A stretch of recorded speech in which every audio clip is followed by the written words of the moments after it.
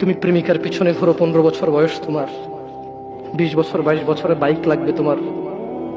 তোমার বাবা বিয়ে করা সত্ত্বেও সে তার যৌবন কাটাতে পারেনি তার বউয়ের সাথে, মানে তোমার মায়ের সাথে, তোমার জামা কাপড়ের ব্যবস্থার জন্য।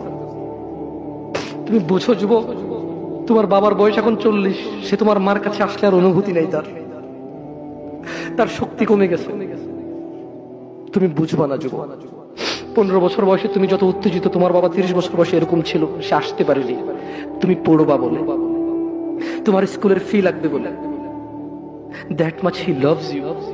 তোমার বাবা তোমাকে এত ভালোবাসে। জি, তোমার এই খারাপ বাবাটা, এই খারাপ বাবাটা যে তোমাকে বাইক নিয়ে দেয়নি, তুমি নষ্টামি করো, মেয়েদের পিছনে করো, মোবাইল রিচার্জ করে দাও মেয়েদের, তোমাকে যে ডেলি 500 টাকা করে দিতে পারে না।